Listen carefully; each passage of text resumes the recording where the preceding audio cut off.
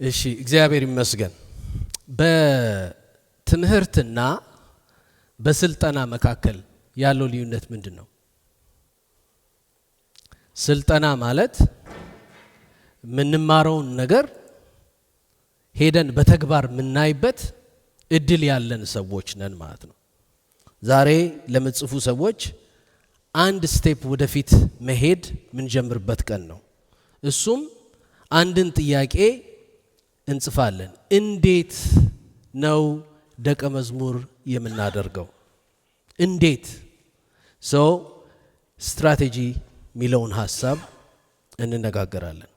እስካሁን ድረስ ሰራተኞቹ በእግዚአብሔር መንግስት ውስጥ የሚሰሩት ሰዎች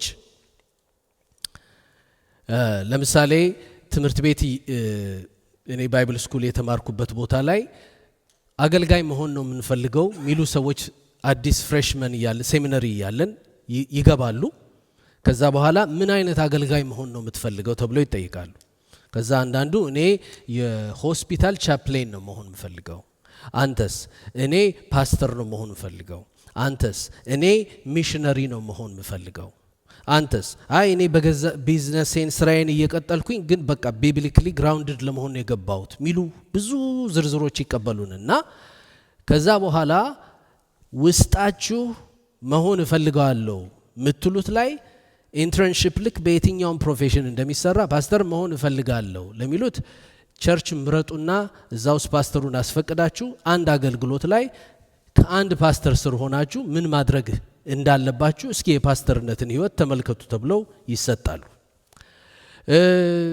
ከዛ ደግሞ እዛ ኖርዝ ተልሳ ውስጥ የነበረ እኔ ከተማ ውስጥ ኮሚኒቲ ኦርጋናይዝ ማድረግ ነው የምፈልገው፣ ሰዎችን መርዳት ነው እኔ ልብ ውስጥ ያለው ደግሞ እዛ ያሉትን የቻሪቲ አገልግሎቶች ላይ የተመደብንባቸው ሴሜስተር ላይ እዛ ጽዳት ይሰራል፣ እርዳታ ምግብ ይሰጣል፣ የተለያየ ትሬኒንግ እዛ ውስጥ የሚቆዩ ሰዎች አሉ። ሚሽን ይሄዳለሁ የሚሉትን ወደ ሚሽን ፊልድ ይልኳቸዋል። ምንድነው ሐሳቡ? የሆነ ልትገቡበት ያለውን ዓለም ከእውቀት ስለዛ ነገር ከመቀበል ባሻገር ገብታችሁ ራሳችሁን ማወቅ የምትችሉበት የጠራን የመሰለን ነገር በርግጥ ጠርቶናል ወይ? ያለን ስጦታ የመሰለን ነገር በርግጥ ያ ስጦታ አለን ወይ የሚለውን ነገር በቀደም ከባለቤቴ ጋር እንዳውም አንዷ ልጄን ኮሌጅ የምትሄድበት ደግሞ ለማየት ብለን አንድ ኮሌጅ የሄድንበትን እሷ ያሰበችውን ዲፓርትመንት ለመጎብኘት ስንገባ ሲሚሌሽን የሚባል ደግሞ ፍሎር አሉንና ወይ ኤአይ እንዳለ በሽተኞቹ ተኝተዋል፣ እንደ ሰው ይደማሉ፣ እንደ ሰው ያወራሉ፣ ሰው ናቸው እንዳለ። አሁን ከዛ አንዱ ክፍል ሲገባ የተቆራረጠ ሰው እግር የተቆረጠ እጅ እግር ምናምን ደም እንደዚህ ስታይ አሁን ያ ነገር ለዛ ያልተፈጠርክ ከሆንክ ምን ታደርገዋለህ ማለት ነው? ምንም እድሜ ሳታባክን ገንዘብ ሳታባክን ጊዜ ሳታባክን ምን ትላለህ? አይ ለኔ አይሆንም። ከዚህ በፊት አንድ ምሳሌ ሰጥቻችሁ ነበር እንድንይዘው ስለፈለኩኝ ነው። እዚህ ወጣቶቹን ሪትሪት ድሮ ኤምሪ ዊስካንሰን በአመት አንድ ጊዜ ስወስዳቸው ሌክ ውስጥ ነበርና የሚዋኘው ሁሉም እንችላለን አሉ። ሌክ ውስጥ ዋኝታችሁ ታውቃል? በደንብ ትችላላችሁ? አዎ። ከዛ ትንሽ እንደዚች በገመድ ዙሪያ እንደዚህ የተጣጠረች ውስጥ እንችላለን ያሉትን በሙሉ ከተቷቸው። ከዛ አንዳንዱ እንዲህ ያለ ብቅ ሲል ጥልቅ ሲል ወዲያው ላይፍ ጋርዶቹ ዝልዝል ያሉና አወጡና በቃ እነሱ አሁን ምን ማድረግ በቃ ገላገሏቸው። በህይወታችንና በጥሪያችን ላይ ቶሎ የሚገላግል ነገር ብናገኝ እኮ ምን አይነት ፍሬያማ። እኔ ወደ ጌታ እንድመጣ ምክንያት የሆነልኝ እግዚአብሔር የተጠቀመበት ሰው ገና ወደ ጌታ እንደመጣው አየኝና ስዘምር ምናምን ሰማና አንተ ዘማሪ እንደማትሆን በ10 ጣቴ እፈርምልሃለሁ። ገላገለኝ። በቃ በጠዋቱ ገላገለኝ። እዛ ሰፈር ላይ ምንም ያባከንኩት ነገር የለኝም። ለጌታዬ ከመዘመር ውጭ በልቤ በቃ ጊዜ አላባክንም እዛ ላይ። ለምን? በጠዋቱ ምን ስላረገኝ? ስለገላገለኝ። ብዙዎቻችን እውነትን የሚነግረን የሆነ ነገር ሞክረን ራሳችንን እንድናውቅ የሚያረገን ነገር አለማግኘታችን እስከ ዛሬ ድረስ ሳናውቀው ማንነታችን እንድንኖር ያደርገናል።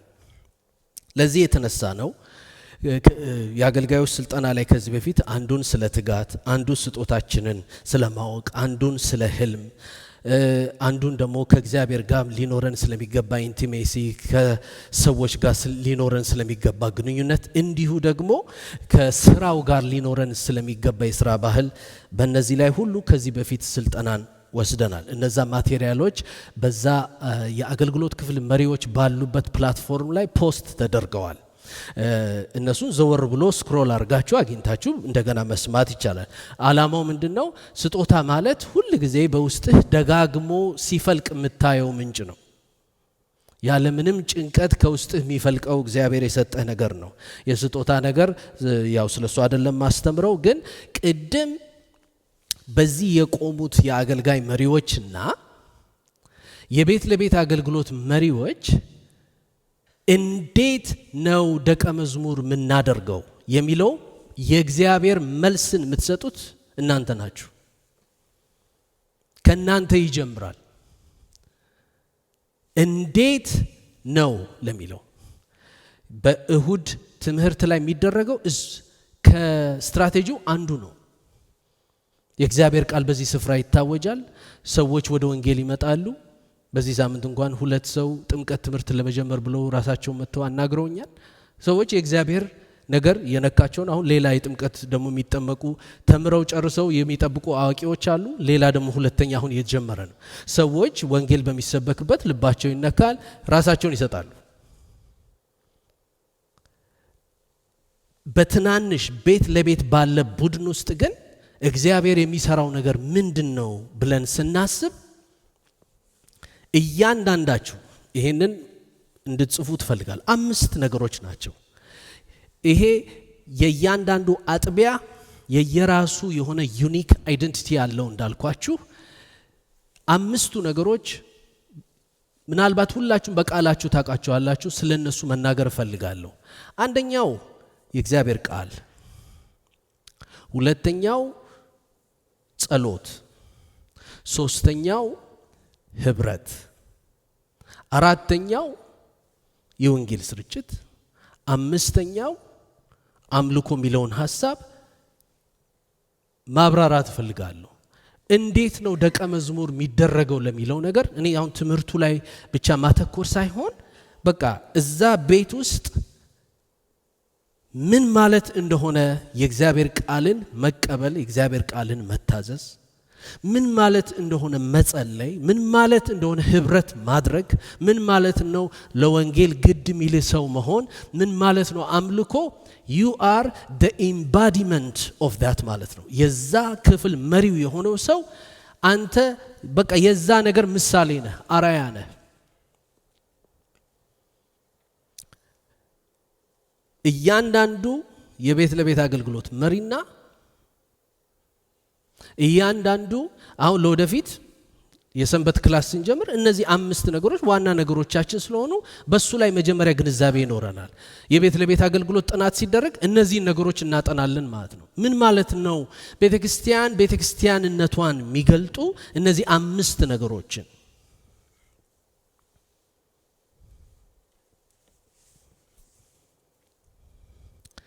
ለዚህ የንባብ ክፍል ሐዋርያት ሥራ ምዕራፍ 2 ላይ ያለውን ላንብብና ከቁጥር 37 ጀምሮ ከዛ በኋላ ቀጥሎ ፕራክቲካል የሆኑትን ምን ማድረግ አለብን የለብንም እንዴት ነው እንግዲህ እየመለስን ያለነው አንድ ጥያቄ ነው። እነዚህ የመንግስት ሰራተኞች በእግዚአብሔር ቤት የሚሰሩ ስትራቴጂ፣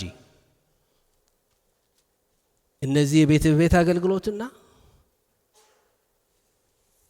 ቅድም ያየናቸው የአገልግሎት ዘርፍ መሪዎች ማለት በቃ ትላልቅ ቁልፍ እግዚአብሔር የሰጣችሁ ሰዎች ናቸው። ኃላፊነታችሁን ዛሬ እንድታዩት እንድታውቁት በየትኛው መንገድ ይበልጥ እርዳታን ላግኝ ብላችሁ ዙሪያችሁን እንድትመለከቱ ማሰብ ያለባችሁ ነገር እንድታስቡ ለማድረግ ነው። ሐዋርያት ምዕራፍ 2 ቁጥር 37 ይህን በሰሙ ጊዜ ልባቸው ተነካ ይላል። ጴጥሮስ የመጀመሪያውን የአዲስ ኪዳን ስብከት በሰበከ ጊዜ መንፈስ ቅዱስ የወረደበት ሰዓት ነው። በኋላ የፈራውን ፍሬ መረዳት ምንችለው እዚህ ጋር ያለ ሚስጥር ከተከሰተ ነው። በህይወት ልባቸው ተነካ። አንድ እንግሊዝኛው ትራንስሌሽን they were stabbed with a knife ይላል። ተወጋ። ከጌታ ጋር ያላችሁ ግንኙነት ማን ነው በቃ እንደዚህ የወጋችሁ? እነዚህ ሰዎች ቀጥሎ የሆኑትን ሁሉ ነው የምናወራው እኛ። ግን how did it start? የተወጉ፣ የተነደፉ፣ የተነኩ ሰዎች ናቸው። ስለዚህ ኦልሬዲ ጌታ ነክቶ ነው የጠበቃቸው። የሚገቡበት ቦታ ላይ 5ቱ ነገር ውስጥ ሲገቡ ነክቶ። ጴጥሮስም ሌሎችን ሐዋርያት ወንድሞች ሆይ ምን እናድርግ አሏቸው። የተነካ ሰው ጥያቄ ስለ ሰው ማውራት አይደለም፣ ማጉረምረም አይደለም፣ ጣት መቀሰር አይደለም፣ እበልጣለሁ አንሳለሁ ብሎ በራስ መወጠር፣ ራስን መሸከም አይደለም። የተነካ ሰው አንድ ጥያቄ ነው ያለው፣ ምን ላድርግ?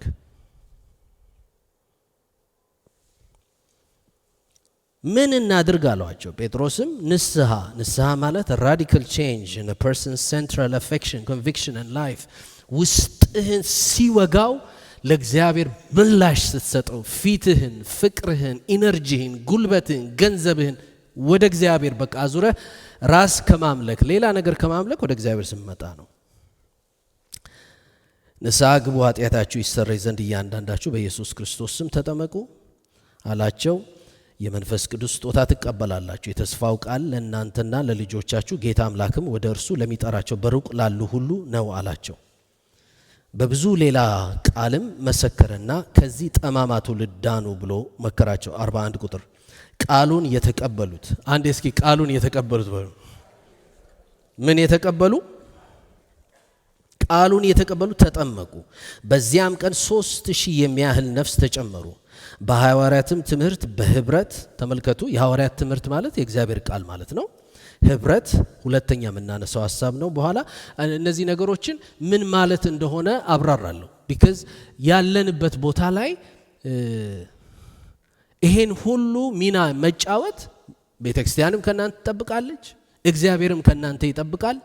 ለዛ የሚያበቁ የሚያስፈልጉትን ነገሮች ሁሉ እግዚአብሔር አቅርቦቱን ለቋል። what we need to do is የእግዚአብሔርን ቃል ምን ያደርጉ? የተቀበሉ ተጠመቁ። በዚያ ቀን 3000 የሚያህል ነፍስ ተጨመሩ።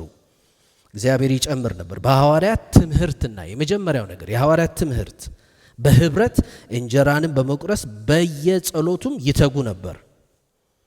ጌታ የሚገርም ነገር ነው። መጨረሻው 47 ቁጥር ላይ ጌታም የሚድኑትን ዕለት ይጨምር ነበር። አንደኛ እስኪ ቃሉ ብላችሁ ያዙት ኖታችሁ ላይ እና የእግዚአብሔርን ቃል በተመለከተ ሰው የሚጠራጠረውን ነገር ሌላውን ማሳመን አይችልም።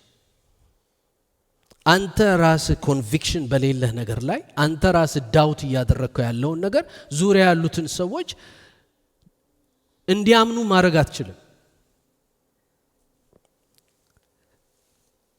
ሁለት መሰረታዊ መጽሐፍ ቅዱስ ጥቅስ በሱ ላይ ላንብብና ቃሉ በሚለው ላይ ምክንያቱም እነዚህን 5 ነገሮች ለማድረግ ነው እኔ ቤት ለቤት አገልግሎት መሪ የሆንኩት። የአገልግሎት ዘርፍ መሪ የሆንኩት እነዚህን 5 ነገሮች ለማድረግ ነው። መሳሪያው አይደለም ቁም ነገሩ፣ ማጽዳቱ፣ መዘመሩ፣ መስበኩ፣ ማስተናገዱ ሳይሆን እነዚህ 5 ነገር ምማት you are a disciple maker። ደቀ መዝሙር የሆንክ ጌታን የምትከተል ሌሎች ደቀ መዝሙር ታፈራነ። ደቀ መዝሙር ማፍራት ደግሞ እንዴት ነው? እነዚህ 5 ነገሮች 5ቱ ምን ይመስላሉ? በቻልኩት ፍጥነት ለመሄድ እሞክራለሁ። ሁለተኛ ጢሞቴዎስ 3 ላይ ይህንን ቃል አነባለሁ። የእግዚአብሔር ሰው ፍጹምና ለበጎ ሥራ ሁሉ የተዘጋጀ ይሆን ዘንድ የእግዚአብሔር መንፈስ ያለበትን መጽሐፍ ሁሉ ለትምህርት፣ ለተግሳጽ፣ ልብን ለማቅናት በጽድቅም ላለው ምክር ደግሞ ይጠቅማል። በጣም የእግዚአብሔር ቃል ይገርማል። ልብ ማቅናት ከሆነ የእግዚአብሔር ቃል፣ ለተግሳጽ ከሆነ የእግዚአብሔር ቃል፣ በጽድቅ ላለ ምክር ከሆነ በእግዚአብሔር ቃል። ይሄንን ስናውቅ ሰዎችን ስንመክር እግዚአብሔርን እንፈራለን። ከእግዚአብሔር ቃል ጋርና ከእግዚአብሔር ጋር እንዳንጋጭ፣ የሚጋጩት ይደቃሉና እንዳንንቀው ምክሩን እንዳንጋጭ ከቃሉ ጋር የእግዚአብሔርን ቃል በትክክል ለመናገር እንፈራለን ማለት ፈርተን እግዚአብሔርን በደንብ ራሳችን እናዘጋጃለን። በጣም የሚገርመው ለየትኛውም አይነት በጎ ስራ ፍጹም የበሰለ የተዘጋጀ ሰውን ያረጋል የእግዚአብሔር ቃል ይላል። ሁለተኛ በዚህ ላይ መያዝ ያለበት ሁለተኛ ጴጥሮስ 1 ከ19 እስከ 21 አነባለሁ። ከእርሱም ይልቅ እጅግ የጸና ትንቢት ቃል አለን፣ ምድርም እስኪጠባ ድረስ የንጋት ኮከብ በልባችሁ እስኪወጣ ድረስ ሰው በጨለማ ስፍራ የሚበራ መብራት እንደሚጠነቀቅ ይህን ቃል እየተጠነቀቃችሁ መልካም ታደርጋላችሁ። ይህ በመጀመሪያ እወቁ፣ በመጽሐፍ ያለው ትንቢት ሁሉ ማንም ለገዛ ራሱ ሊተረጉም አልተፈቀደለትም። አይገርም? የእግዚአብሔር ቃል አልተፈቀደልህም ይላል። ማንም ለገዛ ራሱ ሊተረጉም አልተፈቀደለትም። የእግዚአብሔር ቃል ነው የእግዚአብሔር ቃል የሚተረጉመው። የእግዚአብሔር ቃል ስለ እግዚአብሔር ቃሉ እንዲናገር መፈቀድ አለበት። በዛ ላይ ስልጠና ከዚህ በፊትም ተሰጥቷል። ብዙም በዛ ላይ እንሰጣለን። 5ቱን ነገሮች ፒላሮቻችንን አውቀን መሄድ እንችል ዘንድ ትንቢት ከቶ በሰው ፈቃድ አልመጣምና፣ ዳሩ ግን በእግዚአብሔር ተልከው ቅዱሳን ሰዎች በመንፈስ ቅዱስ ተነድተው ተናገሩ። የቃሉ ባለስልጣንነትን እንድናውቅ እዚህ ላይ ትንሽ ነጥቦች ልስጣችሁ። አንደኛ የእግዚአብሔር ቃል ስትናገሩት እውነት እንደሆነ አውቃችሁ ነው። መለኮታዊ እውነት ነው። ለሌሎች ማስተማር፣ ግልጽ ማድረግ፣ ማስተላለፍ፣ ማቀበል፣ መርዳት በእግዚአብሔር ቃል እንችላለን። ሁለተኛ አጥንታችሁ ውስጥ እኔ ሲምፕል በሆነ መንገድ ለማቅረብ ነው ሞክረው። አጥንታችሁ ውስጥ ልታምኑ ልትወቀሱበት የሚገባው ነገር በቂ ነው። አንዴ እስኪ የእግዚአብሔር ቃል በሉ በቂ ነው። በቂ ነው። you have to believe በቃ እግዚአብሔር ቃል በቂ እንደሆነ። ለምንድን ነው የሚበቃው?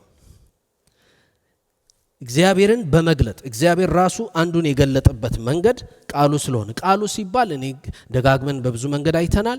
ጌታ ኢየሱስ ክርስቶስ ከሞት ተነስቶ በትንሣኤ ክብር እንኳን ደቀ መዛሙርቱን በትንሣኤ ክብር ፊታቸው ቆሞ መጽሐፍትን ነው የሚያስጠናቸው የነበረው። እኔ ራእይ አይቻለሁ አንድ ቀን ቃል አያስፈልገኝም ማለትን ተውትና 40 ቀን በትንሣኤ ክብር ፊታቸው ቆሞ ትንቢትን፣ መዝሙራትን፣ ቅኔን እየከፈተ ስለሱ መጽሐፍት የሚሉትን ያስተምራቸው ጀመር ይላል። ልባቸው ይቃጠል ነበር ሲያስተምራቸው ይላል። እዚህ ሚተካው የለም የእግዚአብሔርን ቃል። ግን ደግሞ ያው ቃል ጋር ብቻ ቃል ጋር ስላችሁ እኔ እግዚአብሔር ቃል ራሱ መንፈስ ነው። ጌታ ኢየሱስ ዮሐንስ 6 ላይ እግዚአብሔር ቃል መንፈስ ነው፣ ሕይወት ነው፣ ሕይወትንም ይሰጣል ብሏል። ራሱ ቃሉ መንፈስ ነው፣ የእግዚአብሔር ፈቃድ ነው። እሺ ባለስልጣን ነው። የቃሉን ሙሉ ምክር በሙሉ ስልጣን አስረግጦ መናገር አለብን። የእግዚአብሔርን ቃል ከዚህና ከዛ መምረጥ የለብንም፣ ሙሉን ምክር። እሺ ለዚህ ነው ሐዋርያት ሥራ 5:28 ላይ ኢየሩሳሌምን በትምህርታቸው ሞልታችሁታል ይላል። ስለዚህ የእግዚአብሔር ቃል ምን ያህል ይነገር እንደነበረ፣ ወይ ሐዋርያት 6:7 ላይ የእግዚአብሔር ቃል እየሰፋ ሄደ፣ በኢየሩሳሌም የደቀ መዛሙርት ቁጥር እጅግ እየበዛ ከካህናትም ብዙ ሰዎች ለሃይማኖት የታዘዙ ሆኑ። ቃል ሰፋ። ሁለተኛ ጸሎት። በነዛ ትንንሽ ህብረቶች ውስጥ ሰዎች በስማችሁ ያውቋቸዋል። ቤተሰባችሁን ሁኔታ ያውቃሉ፣ ስለናንተ ይጸልያሉ። ከዛ አንድን ቦታ ላይ ስናገለግል አገልግሎት ራስን እንደማባዛት ነው። ስለዚህ የእግዚአብሔር ቃል እንዲያገኘን ስንፈቅድለት እኛን ያገኘን የእግዚአብሔር ነገር ሌሎችንም ያገኛል ማለት ነው። you reproduce yourself ምን ስናረግ? ስናገለግል። በቃ ይሄ ናቹራል ነገር ነው። መጀመሪያ አካባቢ ላይ አዲስ እያላችሁ እንዴት እንደነበረ እኔ አላውቅም፣ ግን እኔ አዲስ እያለሁ አዲስ የሆኑትን በሙሉ ሁሉ ነገር ነበር መቀዳው የነበረው። አሪፍ ፓሮት ነበርኩ እስኪገባኝ ድረስ እነሱ ውስጥ ያለውን ነገር ሁሉ ሚሚክስ አረግ፣ እነሱ ስሞክር በቃ ማለትም የነሱን ትምህርት በእስክሪብቶ ስገለብጥ እነሱ የሚሉት፣ ምክንያቱም እኔ እርግጠኛ ስላልነበሩ። ከዛ ግን የሆነ ቦታ ላይ እግዚአብሔር he will give you your own stuff። ግን የሆነ ቦታ ላይ ከሌሎች እየተማራችሁ እነሱ የሚያደርጉትን ልክ ነው ብላችሁ ስለምታስቡ ሁላችንም ከዓለም ነው የመጣ ነው፣ ይሄ ይፈቀዳል ወይ ያ ይፈቀዳል ወይ ያ በቃ እዛ ጋር አንድ አራያ የሆነ ሰዎች የሚከተሉት ሰው አለ። ለቤት አገልግሎቱ መሪው አራያ ነው። የአገልግሎት ዘርፍ መሪው አራያ ነው። ለእግዚአብሔር ቃል ያላችሁን አክብሮት፣ የእግዚአብሔር ቃል አያያዛችሁ፣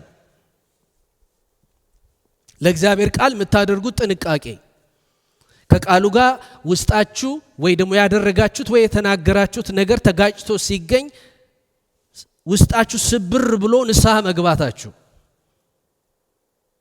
በቃ ሰዎች ያሉ የተሰበሩ ሰው ብሮክን ነው፣ ይሄ ሰው ግን ኦተንቲክ ነው፣ ሪል ነው። ይሄ የመጀመሪያው የእግዚአብሔር ቃል። ሁለተኛ ጸሎት የሚለውን ሐሳብ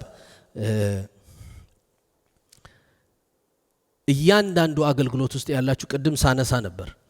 ቤተክርስቲያኖች የጸሎት አገልግሎት አለ። ወንድማችን አሌክስ ቅድም ሲናገር ነበር። በዛ ለጸሎት ራሳቸውን የሰጡ ሰዎች ለአጠቃላይ ቤተክርስቲያኒቱ ይጸልያሉ። የየአገልግሎት ዘርፉ ደግሞ ጸሎት ህብረት አላቸው።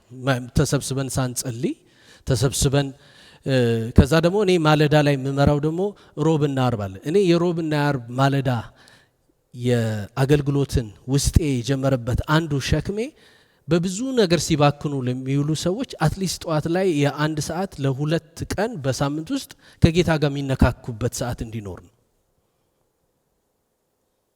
ቢካዝ በተለይ ያንግ እናቶች የሆኑ በጣም በልጅ በተለያየ ነገር ውስጥ በጣም ተወጥረው ለብዙ መንፈሳዊ ነገር የሆነ ቦታ ላይ ጥለኸው በፈለከው ሰዓት የምታነሳው ነገር ስላልሆነ ኢንከሬጅ ለማድረግ ነው። ግን ዓላማው ይለያል። የየዘርፉ ጸሎት አለ፣ የቤተክርስቲያን የጸሎት አገልግሎት አለ።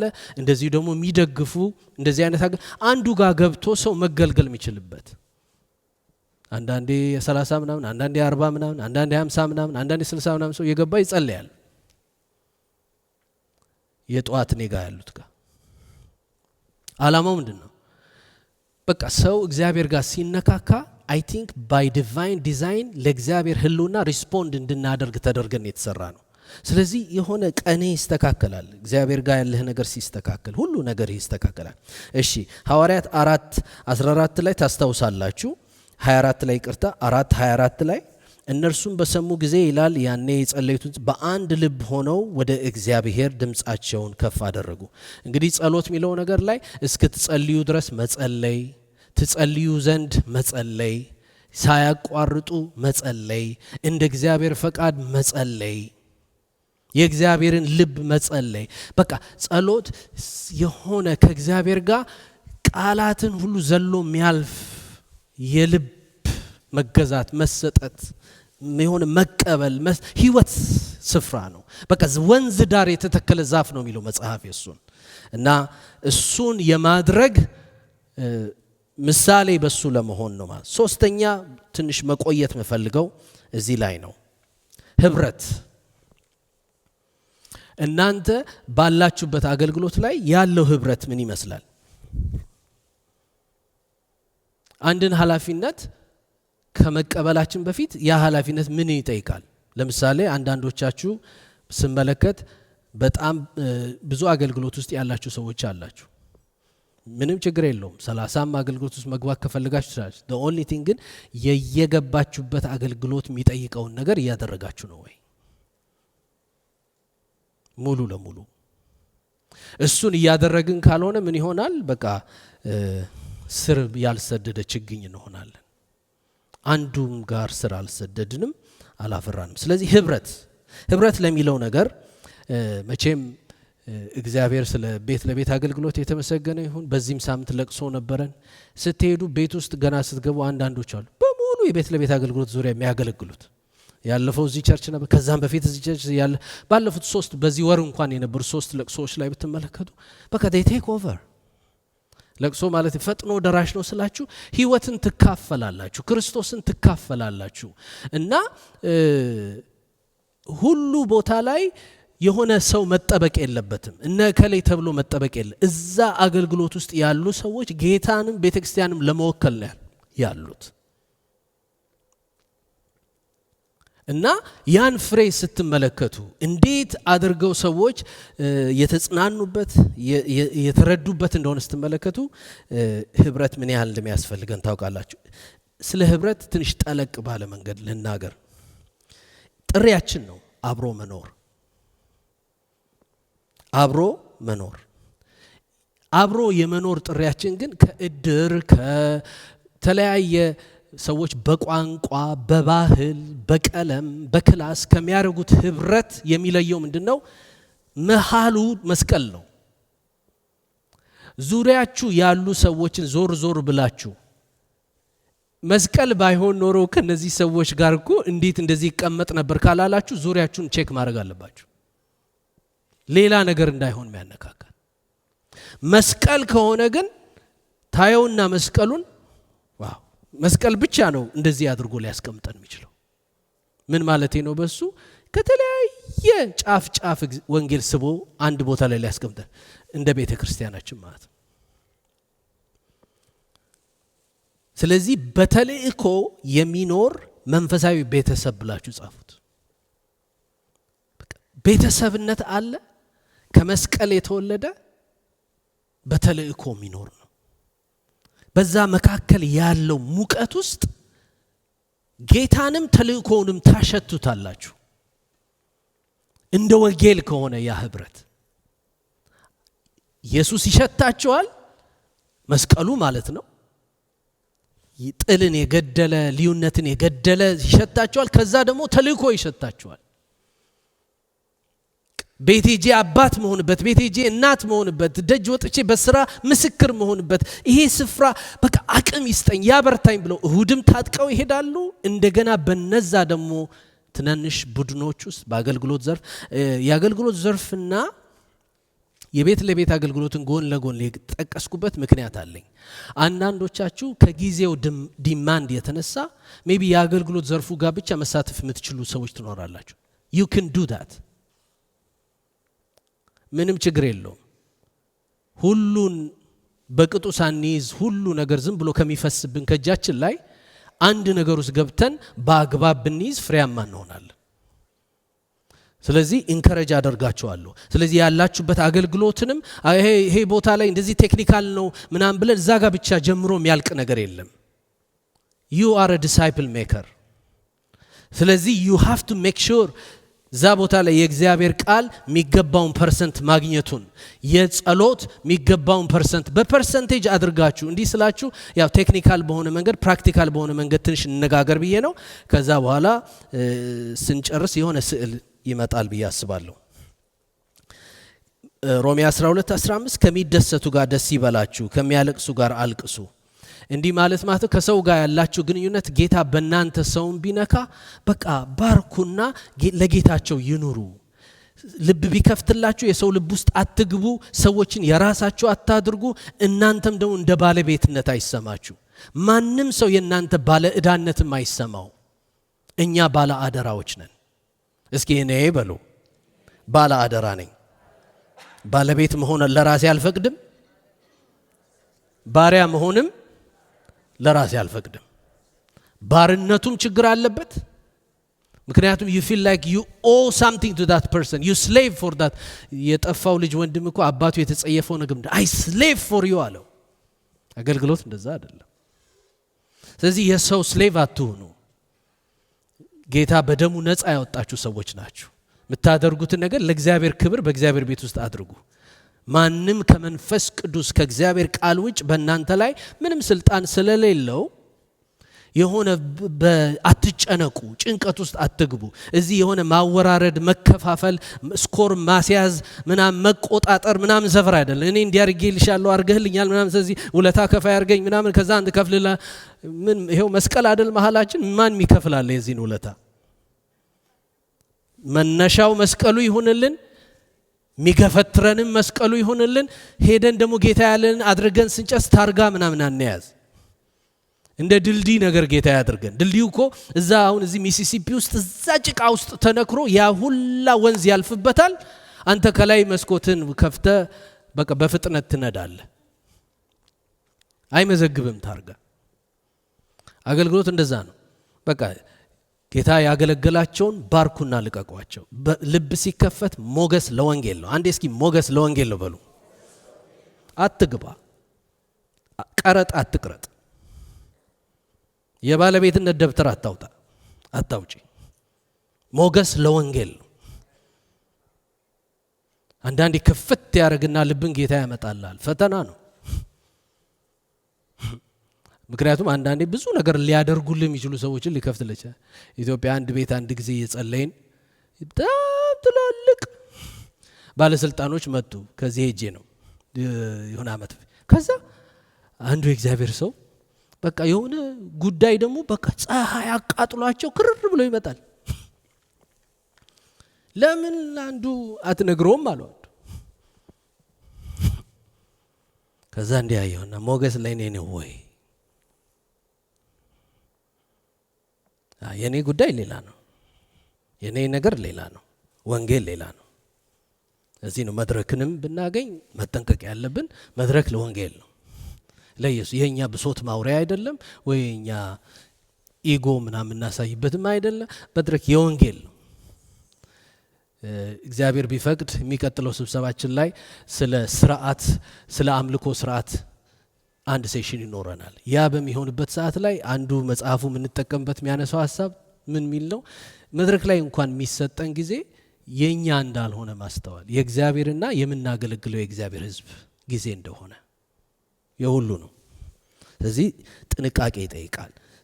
ያ ህብረት ውስጥ የሆነ ሽታ ተሸካሚዎች ናችሁ እናንተ። የሆነ አርአያ ልትሆኑ፣ ምሳሌ ልትሆኑ እና ምን ማለት ነው? ሃው ስትራቴጂው ይሄ ነው። በእንዲህ አይነት ካፓሲቲ ሰው ሊማር ሊሰለጥን ይችላል። ከዛ ግን ያ ትንሽ ግሩፕ ውስጥ ሲገባ አሁን ለምሳሌ እናንተ የምትመሩት የቤት ለቤት አገልግሎት ወይ እናንተ የምትመሩት የአገልግሎት ዘርፍ ላይ የማታውቁት ባል፣ የማታውቋት ሚስት፣ የማታውቋቸው ልጆች በስም በፎቶግራፍ ሁሉ ሊኖር አይገባም። በአካል ከተቻለ ለምን you are on a mission there። ከመብላትና ከመጠጣት ያለፈ ነገር ነው እዛ ቦታ ላይ። አንዳንድ ጊዜስ ደግሞ አንዳንዶቻችሁ ወደ ብስለት ሁሉ ጌታ ያመጣቸዋል። በአባቱ እቅፍ የነበረ ለበረት በበረት ተቀብላ በመስቀል ልትሸኘው ላለችው ዓለም የወረደ የአባቱን እቅፍ ትቶ ለተልእኮ ወደ ምድር ክርስቶስ እንደመጣ አሁን ለምሳሌ እናንተ የቤት ለቤት አገልግሎት የሞቀ ሊሆን ይችላል። ጌታ ይመጣና እዛ ሰፈር አንድ ሰው እዛ ቸር ሰላም ይለኝ የለም፣ የሚያየኝ የለም፣ የሚያውቀኝ የለም የሚለውን ልስጥ ሲል አረ ይሄን ሙቀት መጥያ አልሄድም። ለምን? ከዛ ምን ሆነ ማለት ነው? ተልእኮ ተኮር ወደ መሆን ከመሆን ወደ ኮንሱመር ተለውጠናል። እዛ ቦታ ላይ ያለው ሙቀት ተመጋቢ ብቻ። የኢየሩሳሌም ቤተክርስቲያን ልክ እንደዚህ በጣም ሞገስ ጠግበው ሰው ሁሉ ይፈሯቸው ይተባበሯቸው ዘንድ እንኳን አይደፍርም ሲባል አንድ ስትራቴጂ ሰማይ ወጣ። እስጢፋኖስ ይወገር አለ እግዚአብሔር። በእስጢፋኖስ መገደል ምክንያት ይላል ተወግሮ በድንጋይ መገደል ምክንያት የተበተኑት ይልና አንዱ ግሩፕ ስማቸው እንኳን ያልተጠቀሰ የአንጾኪያን ቤተክርስቲያን ሄደው መሰረቱ ይላል። ጎጆ በጣም ሲሞቅ ከተልእኮ ሲዘናጋ እግዚአብሔር ያው ሾክ ይዞ ይመጣል ጎጆ ውስጥ። ወንዝ ኩሬ ሲሆን ይሸታል እንደሚባለው እና አጠገባችሁ ላለው ኩሬ እንዳንሆን ይርዳን በሉት እስኪ። አንዳንድ ጊዜ በጣም ብዙ ሰዎች ይቸገራሉ። በቃ ሞቅ ብለዋልና ተልእኮ እኮ ብዙ ጊዜ ጌታ ይሆን ነገር ሊያናግረኝ ሲል ለሊት ተኝቼ እያለ ነው ሲቀሰቅሰኝ ትንሽ እንደ ትራማም ነገር ያደርገኛል። አንዳንዴ ምን ሊለኝ ይሆን ምክንያቱም አሁን ደግሞ እየሞቀኝ ስለሆነ እናንተ ስለምወዳችሁ ማለት ግን you do not belong to yourself። የፈለገው ቦታ ሊወስድህ ይችላል እግዚአብሔር። ባላደራ ነህ፣ ሚስዮናዊ ነህ። ያለህበት ህብረት ውስጥ ያሉት በሙሉ የጌታ ናቸው፣ የክርስቶስ ደቀ መዛሙርት ናቸው፣ ነፃ ናቸው። መካከላችሁ መስቀል ነው። ጌታን ወደ መምሰል እያደጋችሁ ነው። የምልጃ ስፍራ ነው፣ ንጹህ ስፍራ ነው ወይስ የማጉረምረምና የሐሜት ስፍራ ነው? እንዲህ አይነት በሽታ ካለበት ጤነኛ እንዲሆን ጸልዩ። ጤነኛ ካልሆነ ደግሞ ጤና ወደ ሆነ ሰፈር ሂዱ። ጤና ጥበቃ ነው እሱ አገልግሎት አላማው እንጂ ድሮ የኮቪድ ጊዜ አንድ ማስታወቂያ CNN ላይ ምናምን የሚያስፈራኝ ነበር። ኤቭሪ ቫይረስ ኒድስ አ ሆስት የሚል አንድ ማስታወቂያ ነበር። የቫይረስ ሆስት ከመሆን ጌታ ይጠብቀን። እኛ ሆስት ልናደርግ የጠራነው ሆሊ ስፒሪትን ነው።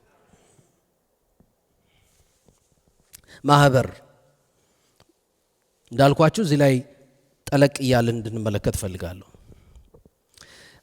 እስኪ እነዚህ ነገሮች ጻፉና ራሳችሁን ጠይቁ። የክርስቲያን ህብረት አንደኛ የእግዚአብሔር ስጦታ ነው። ያላችሁበትን ህብረት እንዴት ነው የምታዩት? ውለታ መከፋፈያ ወይስ የእግዚአብሔር ስጦታ? መስቀል የወለደው የእግዚአብሔር ስጦታ፣ ተልእኮ ተኮር የሆነ አጀንዳ ይዞ የመጣ ስጦታ። ዝም ብሎ ስጦታ ብቻ አይደለም። ባለፈው እሁድ ለታ ያልን ነበር 100 እጥፍ ያልን ጎን ያለውን ጥራ። 100 እጥፍ ማለት እኮ የተጎዳውን አቅፎ አቃፊ ሲያረግ፣ አስጠልሎ ጥላ ሲያረግ፣ ደርሶልህ ደራሽ ሲያረግ፣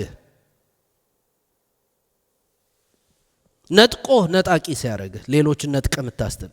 ክርስቲያኖች በአንድነት መኖራቸው ተራ ነገር አይደለም፣ የእግዚአብሔር ጸጋ ነው።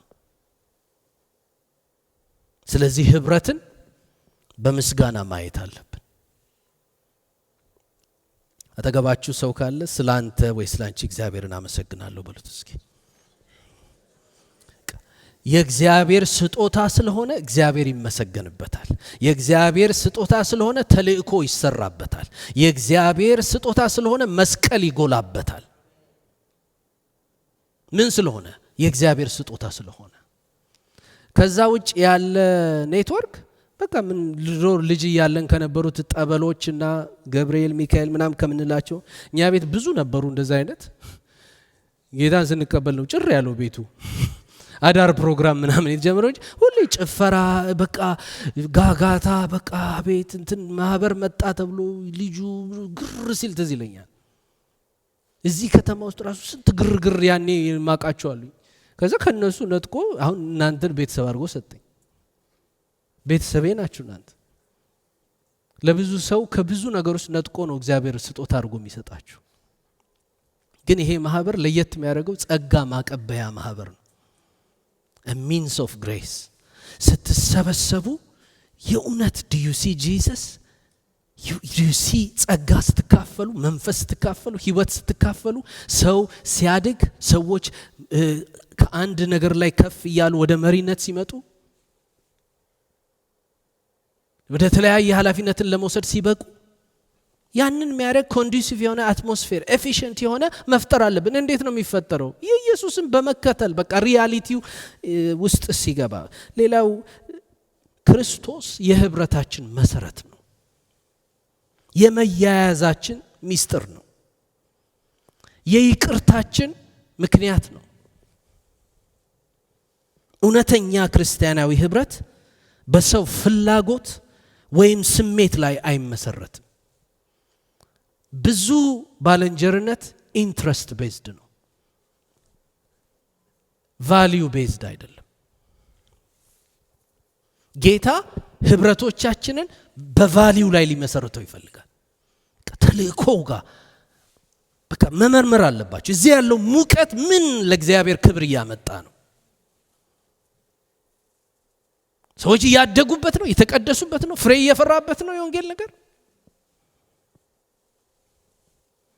የጋራ መንፈሳዊ ልምምዶች የሚኖርበት፣ በአንድ ላይ ምንዘምርበት፣ በአንድ ላይ ምንጸልይበት፣ ንስሐ እርስ በርስ ምንናዘዝበት። ታውቃላችሁ ወይ ለብቻ ሆነ መሞት ነው ወይ ደግሞ ተጠጋግቶ ስንጎዳዳ ይቅርታ መጠያየቅ ነው። አገልግሎትን ምንማርበት፣ ትህትናን ምንማርበት። ሪሜምበር ይሄ ስትራቴጂያችን ነው። ስትራቴጂው የሚሰራው እናንተ እዚህ ኃላፊነት ውስጥ ያላችሁ ሰዎች ሚናችሁን ስትጫወቱ ነው።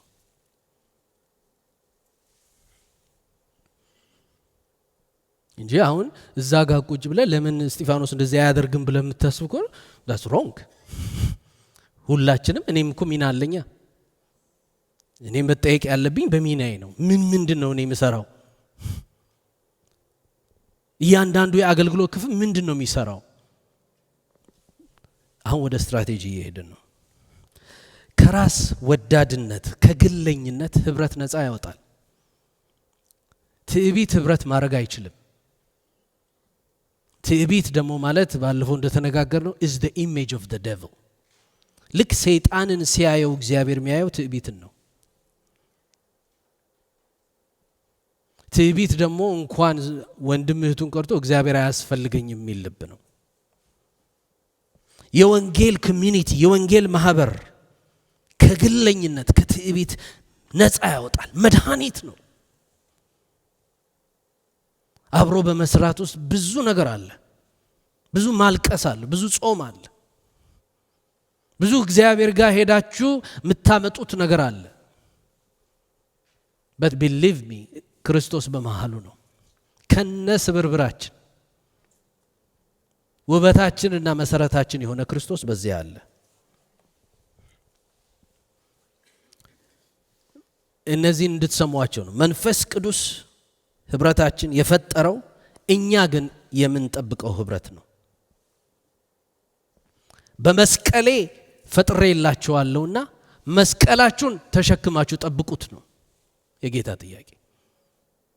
ይሄ ህብረት መስቀሌ ነው የፈጠረው የኢየሱስ ክርስቶስ መስቀል።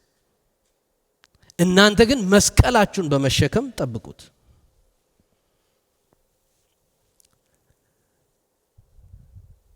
አንድ ነገር ልንገራችሁ። የጸሎት ጊዜ አብረን አሳልፈናል።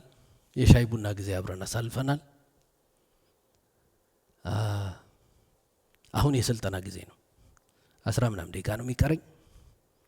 ቻሏትና ስሟት። ከዛ በኋላ አላማውን ነግሬያቸዋለሁ። ቪዲዮውን እኮ አሁን ለአንዳንዱ ሰው ምንም አይመስለውም እዚህ የሚመጣውን ማቴሪያል፣ ግን ለአንዳንዱ ሰው ደግሞ ቁጭ ብሎ 30 ጊዜ ሊሰማው ይችላል እና ራሱን ሊያሳድግበት ይችላል።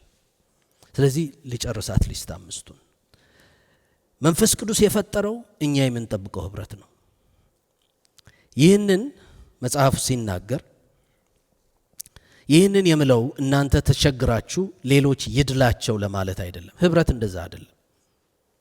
ሁላችሁ እኩል እንድትሆኑ ነው። ህብረት ዓላማ አለው። በመስቀል ሁሉን እኩል ያደርጋል። እኩል የሚለው ቃል ይሄ የክላስ ቋንቋ ሳይሆን አንዱ ሲጎድልበት አንዱ ጋር ሙሉ ስለሆነ አብራችሁ በመሆናችሁ ሙሉ ሁሌ ያደርጋችኋል ህብረት።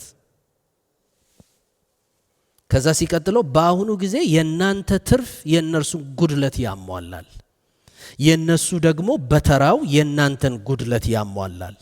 በዚህም ያላችሁን እኩል ትካፈላላችሁ።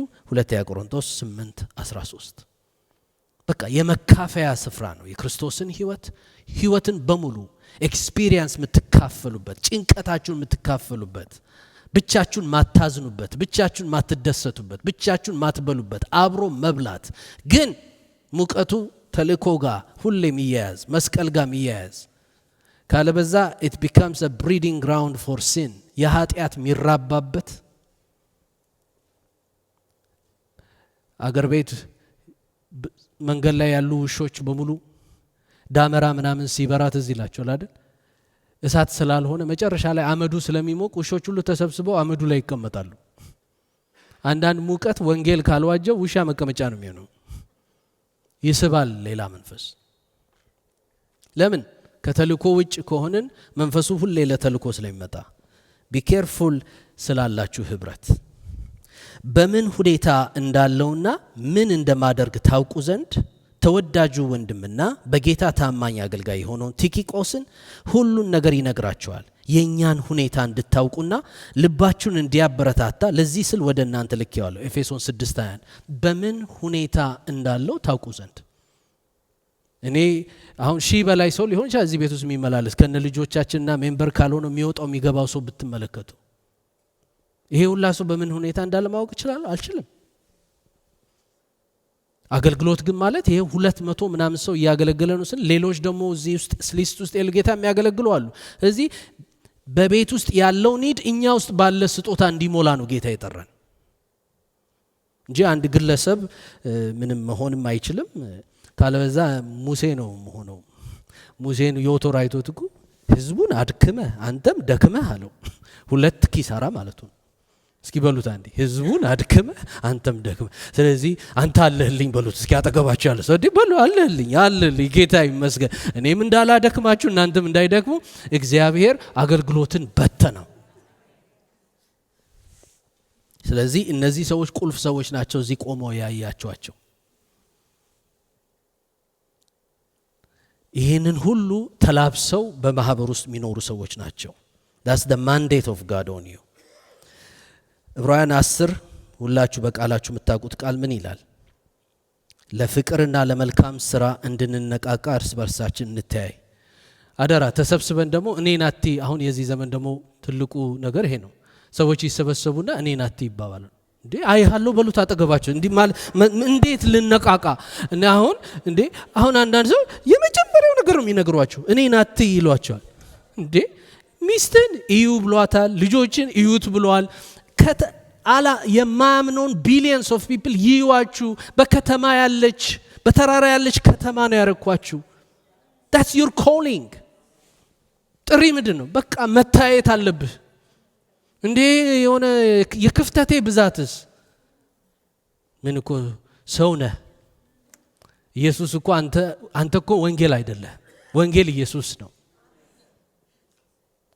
እና ክፍተቴስ ጉድለቴስ ከነጉድለታችን ኃይሉን በድካማችን የሚገልጥ የኃይሉ ታላቅነት ከእግዚአብሔር እንጂ ከኛ እንዳልሆነ ይታወቅ ዘንድ መዝገቡን ሸክላ ውስጥ ያኖረ እናንተን አይተው የሰማያዊ አባታችሁን እንዲያከብሩ ያለ የሚበላና የሚጠጣ የሚያደርገውን ሁሉ ለእግዚአብሔር ክብር ያድርግ ያለ የምታደርጉትን ሁሉ ለጌታ ብላችሁ ለእግዚአብሔር ክብር አድርጉ ያለ። ስለዚህ ምን ማለት ነው?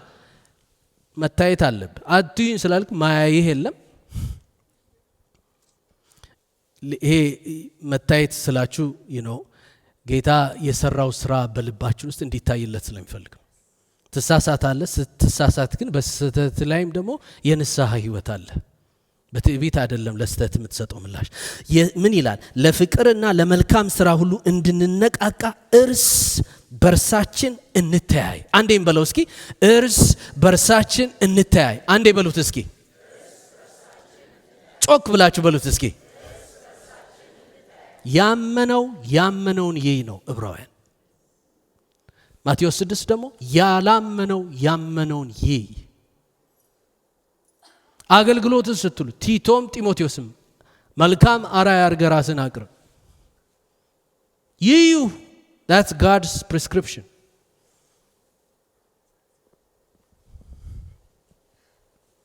ከዛ ምን ይላል? በአንዳንዶች ዘንድ ልማድ እንደሆነ ሁሉ መሰብሰባችን አንተው። ስለዚህ ስንሰበሰብ ህብረት ማለት ለመታየት። የምታየው ምንድነው? ሁኔታውን ታየዋለህ፣ ጉዳቱን ታየዋለህ፣ ክፍተቱን ታየዋለህ፣ ትጸልይለታለህ በጉለቱ ለመቆም። አራተኛ ምስክርነት። በዚህ ላይ ያለፉት ዓመታት ላይ በመድረኮች ላይ ስለ ወንጌል የተሰጡትን ትምህርቶች በሙሉ ተመልከቱ። ሐዋርያት ሥራ 4:44 ላይ ጌታም የሚድኑትን ዕለት በእነርሱ ላይ ይጨምር ነበር ይላል። ሐዋርያት ሥራ 4:44 ላይ። ስለዚህ ሙቀት ለቆ መውጣት ባህሪ ጌታችን አባቱን እቅፍ እንደተወ ለምጻሞቹ ለኛ በዚህ መሆን በደል አይደለም እንዴ ያሉ። ለብቻ የበላ ለብቻ የተደሰተ አቤት ጌታ እያልክ መኖር በደል አይደለም ወይ ያሉ። ህዝብ እዛ በረሃብ እያለቃሉ። ስለዚህ የሆነ ቦታ ላይ ልንወቀስ ይገባል። ብዙዎች ሊያስጠልል ጌታ በእኛ ይዞ የእስጢፋኖስ መወገር ምን ሙቀትን እግዚአብሔር ይበትናል። የመጨረሻ አምስተኛ አምልኮ ሚለውን ልናገር። አምልኮ ማለት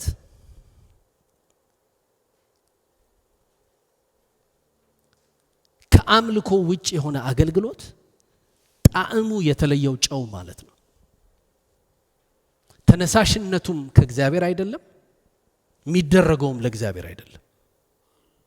ሰው እግዚአብሔር ሲመጣ ይሄ ነገር እኔ ያልጀመርኩትም እየሆነ ያለውም ለኔ አይደለም ብሎ ወይ ደግሞ ነገ ፊቱ ስንቆም ማን አለ ምን ባለው ነገር ነው።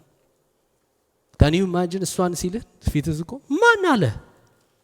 አንተ በጎ ታማኝ ባሪያ ነው የምንፈልገው አይደል? ሁላችን ማን አለስ ቢቆየን ያንም ያመጣው ነገር ነው። ወንጌል ካልሆነ አምልኮ ማለት ምትበላው ምትጠጣው ልብህ፣ ቤትህ፣ አገልግሎት ሁለንተናህ ለእግዚአብሔር ክብር ነው። You want to make sure that የምታደርገውን ነገር የምታደርገው ለእግዚአብሔር ክብር እንደሆነ። ውስጥ እሱ ኖ ሌላ ነገር ሲል ጥምም ሲልብ ቅንነት ሲጎለው ከፍቅር ውጭ የሆነ ሌላ ነገር ሲሆን you are a noise and nothing ይላል አንደኛ ቆሮንቶስ 13 you are a noise and you're nothing ድምጽና በቃ ምንም ነህ ለምን የሚያነሳሳ ፍቅር አይደለም ጌታ አይደለም ከሱ አይደለም በሱ አይደለም ለሱም ደግሞ ሊሆን አይችልም ለሱ ሊሆን የሚችለው ከሱና በሱ ብቻ ይሆን ነገር ነው ይሄንን በሰውነታችን በኑሯችን መግለጥ እንዳለብን ሐዋርያው ሲናገር በምንም አይነት መንገድ አፍሬ እንዳልገኝ እንዳው እርዱኝና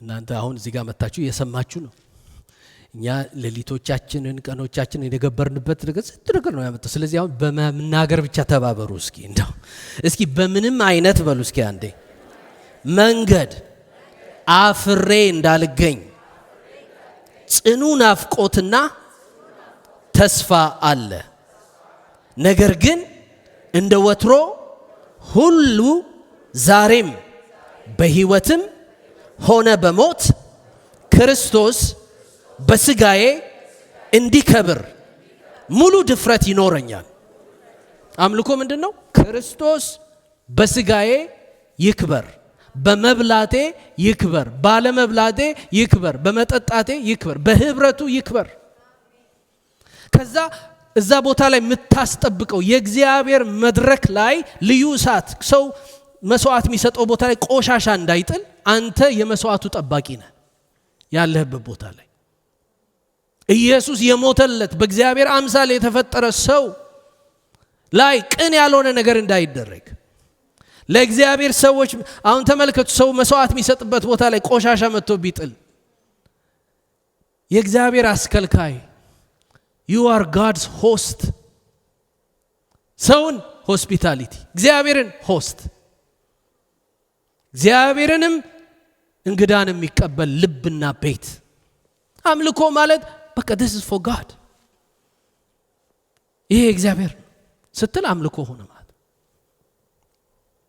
ስብከቱ አይደለም ዝማሬው አይደለም የሆነ ነገር ማደራጀታችን ማስተባበራችን አንድ ነገር እንዲፈጸም የማድረጋችን አቅማችን አይደለም ችሎታችን አይደለም አምልኮ ያ ነገር ለእግዚአብሔር መደረጉ ነው እሺ ስለዚህ በዚህ ልጨርስላችሁ ዛሬ shift ነው ያልኳችሁ ስለምንድን ነው ርዕሱን አስቡ ስትራቴጂ ላይ ደርሰናል አሁን ተልኮን አውቀን ነበር ራእይን አውቀን ነበር ትኩረታችንን አውቀን ነበር የተለያየ የተሰጡትን ማቴሪያሎች ተነጋግረናል አሁን ግን ስትራቴጂ ደቀ መዝሙርን እንዴት እናፍራ እንዴት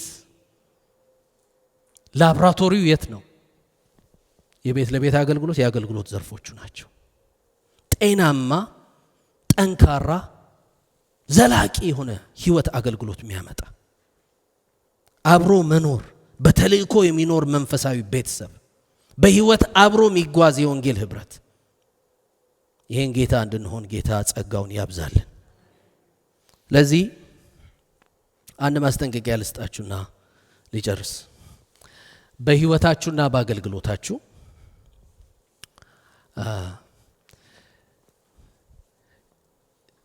በህይወቴ ዙሪያ የነበሩ ሰዎች ከተማርኩት አንዱን ልነግራችሁ ነው ሴሚናሪ ያለው እግዚአብሔር አንድ የ91 ዓመት ዶክተር ሃዋርድ እርቨን የሚባል አንደር ዶክተር ሮበርት ቮይት የሚባል የ88 ዓመት አንድ ደግሞ ዶክተር ሮይ ሄደን የሚባል የ78 ዓመት ባለቤቴ ጋር ባይብል ስተዲ ቤቱ እናደርግ ነበር እነዚህ ሽማግሌዎች እኔ ያኔ 26 27 ዓመቴ ነው በጣም ብዙ ጥበብ ሊነግሩኝ ሲሞክሩ እስኪ ያስቡት የ91 ዓመትና 26 ዓመት ልጅ ሲያወሩ እንዴት ይግባ ብጥር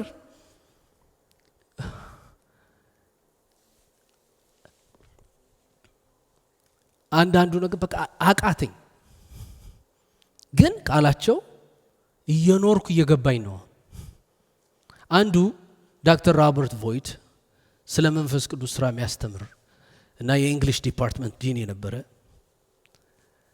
አንድ ቀን ስብከቱ መሃል እንደዚህ ብሎ ተናገረ in the past 70 years of my ministry ምናምን ብሎ ሲጀምር እኔ ፍሪዝ አረገ ጭንቅላቴ የሀገሬ ሰው በእድሜም አይኖር 70 ዓመት እንኳን በአገልግሎት ብዬ ከዛ አስቡት ገና ሚድ 20s ነኝ። ሲጨርስ ተቁነጠን ሄድኩና እኔ በጣም ወጣት ነኝ፣ ጌታ ጠርቶኛል፣ ስለ አገልግሎት ምን ትመክረኛለህ አልኩት። እንደዚህ ያየኝና እኔ አለኝ የእንግሊሽ ዲፓርትመንትን ይሄን ያህል አደራጅቻለሁ፣ መርቻለሁ እንግሊሽ ዲፓርትመንት ኦፍ ዘ ዩኒቨርሲቲ አለኝ። የወንጌል አገልግሎት በሚደረግበት የመንፈስ ቅዱስ ሙላቱን ምኑን እንደዚህ ፈውስ የሚጸለይ ይሄን ያደራጀሁት እኔ ነኝ። ላለፈው 37 ደግሞ ይሄንን ላለፈው ምናምን ጠራልኝና ከዛ ስለዚህ ዩኒቨርሲቲ መስራች ሰምተህ ታውቃለህ አለኝ። ከዛ አየሁትና እኔ አፍሪካ ያለው ነው የሰማሁት ስለሱ አልኩት። እንደዚህ አየኝና ያንግ ማን አለኝ don't worry about who gets the credit, do the job አለኝ። do the job። አንዳንድ አቧራ ሳናስነሳ ምድር ልትሸኘን ትችላለች። የሚገርም መስዋዕትነት የተሞላ ህይወት ኖራችሁ ለጌታ ዛፍ ጫካ ውስጥ እንደወደቀ ዛፍ ህይወታችሁ ወድቆ ሊያበቃ ይችላል። ህይወት ማንም ኖቲስ ማያደርገው።